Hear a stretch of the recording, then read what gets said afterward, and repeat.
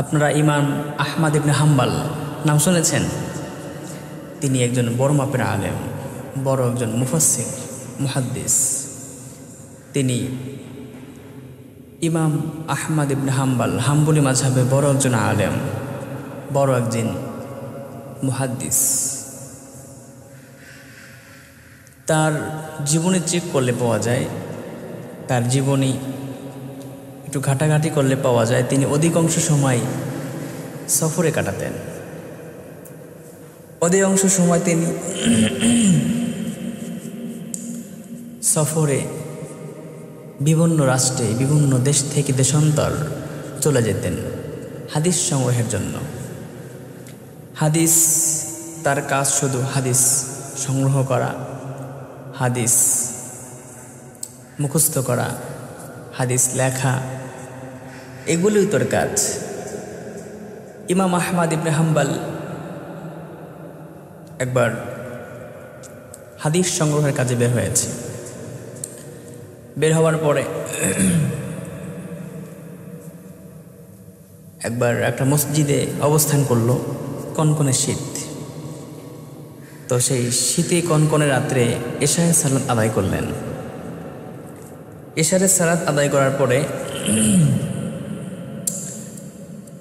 সেখানেই, সেই মসজিদেই, যেহেতু কনকনে শীত, বাহিরে কোথায় যাবে, মসজিদ আল্লাহর ঘর, তিনি সেখানে অবস্থান করলেন। অবস্থান করার পরে এশা নামাজ পড়লেন, অবস্থান করলেন। ব্যাগ থেকে কাঁথা বার করে শুয়ে পড়লেন এবং শুয়ে শুয়ে এভাবে কিতাব পড়া শুরু করলেন। কিতাব পড়া শুরু করার পরে মসজিদে যিনি খাদেম আছেন, মসজিদের দায়িত্বে যিনি আছেন, তিনি এসে বলতেছে, মসজিদ থেকে বের হন, মসজিদ থেকে বের হন, মসজিদে থাকা যাবে না। তো ইমাম আহমদ ইবনে হাম্বল তিনি বলতেছে, দেখো আমি তো মুরব্বী মানুষ, আমি তো মাজুর মানুষ, মুসাফির মানুষ, আমার থাকার জায়গা নেই, আমি কোথায় যাব বাবা? আমাকে এই মসজিদে আজকে রাত্র থাকার সুযোগ দাও। আমি এশারের নামাজ পড়েছি, আমি আগামী ফজরেরও মুসল্লি, আমি ফজরের নামাজেরও মুসল্লি। এ কথা বলার পরে তিনি বলতেছে, না, মসজিদে থাকা যাবে না, মসজিদ থেকে বের হন। তো অনেক জোরাজুরি করার পরে মসজিদে থাকতে দিল না, মসজিদ থেকে বের হয়ে গেল ইমাম আহমদ ইবনে হাম্বল। মসজিদ থেকে বের হবার পরে তিনি হাঁটতে হাঁটতে একটু সামনে চলে গেলেন। যাবার পরে সেখানে দেখতে পাচ্ছে যে একটা দোকান আছে। সেই দোকান, ওই জায়গায় একটা ছেলে, যুবক, রুটি বিক্রি করতেছে। বলতেছে, বাবা, আমি তোমার এই দোকানের পাশে বসে আজকে রাতটা কাটাতে চাই এবং তোমার এই চুলা থেকে আমি আগুন পোহাতে চাই, যদি তোমার আপত্তি না থাকে। যদি তোমার আপত্তি না থাকে তাহলে কি আমি এখানে বসতে পারি? তোমার চুলা থেকে কি আমি আগুন পোহাতে পারি? তখন বলতেছে, হ্যাঁ হ্যাঁ, অবশ্যই অবশ্যই। যুবকটা বলতেছে, অবশ্যই, আহলান সাহলান মারহাবান, অবশ্যই বসেন বসেন, কোনো সমস্যা নাই। আপনি আমার চুলা থেকে আগুন পোহাবেন, আপনি এখানে বসবেন, আমার সমস্যা কি, বসেন। তো ইমাম আহমদ ইবনে হাম্বল তিনি ওখানে বসে পড়লেন। ওখানে বসে তিনি কিতাব মুতাআলা করতেছেন। কিতাব মুতাআলা করার পরে তিনি লক্ষ্য করলেন যে সে যুবকটা রুটি বেনে, রুটির ছানা, যে কি বলে, খামিশ, রুটির খামিশ বানায়, পরে আস্তাগফিরুল্লাহ। রুটি যেভাবে বেলার সময় বলে আস্তাগফিরুল্লাহ। রুটি যখন তাওয়ায় দিবে তখন বলে আস্তাগফিরুল্লাহ। রুটি যখন কিরতাকে দেয় তখন বলে আস্তাগফিরুল্লাহ। আবার যখন কিরতাকে দেওয়ার পরে টাকা নিয়ে ক্যাশব্যাকে যখন রাখবে তখন বলে আস্তাগফিরুল্লাহ। এই শুধু আস্তাগফিরুল্লাহ, এই সিস্টেম, এই প্রসেস, এই দেখার পরে ইমাম আহমদ ইবনে হাম্বল বলতেছে, কি ব্যাপার, তুমি শুধু আস্তাগফিরুল্লাহ বলতেছ, এটার মানে কি?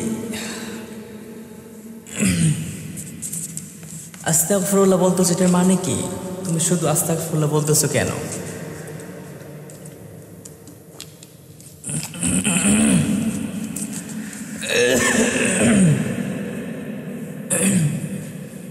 আস্তাগফিরুল্লাহ বলতেছে এটার মানে কি? বলতেছে আমি আস্তাগফিরুল্লাহ এটা বলে আমি মুস্তাজাবুদ দাওয়া হয়ে গিয়েছি। সুবহানাল্লাহ বিহামদি। মুস্তাজাবুদ দাওয়া মানে কি জানেন? মুস্তাজাবুদ দাওয়া মানে হচ্ছে দোয়া করলেই কবুল হয়ে যায় এমন ব্যক্তি। হাত উঠাতে দেরি হয় কিন্তু দোয়া কবুল হতে দেরি হয় না, তাকে বলে মুস্তাজাবুদ দাওয়া। আল্লাহ আমাকে এই আস্তাগফিরুল্লাহ পড়ার কারণে আল্লাহ রাব্বুল আলামিন আমাকে মুস্তাজাবুদ দাওয়া বানিয়ে দিয়েছে। তো আমার সব দোয়া কবুল হয়েছে কিন্তু একটা দোয়া কবুল হয় নাই। কয়টা? আমার একটা দোয়া শুধু কবুল হয় না, আমার সব দোয়া কবুল হয়ে গিয়েছে। তখন ইমাম আহমদ ইবনে হাম্বলের আরও কৌতূহল জেগে গেল যে কী ব্যাপার, মুস্তাজাবুদ দাওয়া, মুস্তাজাবুদ দাওয়া, আবার একটা দোয়া কবুল হয় নাই, সে কি দোয়া? আরও কৌতূহল বেড়ে গেল। বলতেছে বাবা সেই দোয়াটা কি আমাকে বলো, কি দোয়া যেটা কবুল হয় নাই? তো যুবক লোকটা বলতেছে আমি শুনেছি এই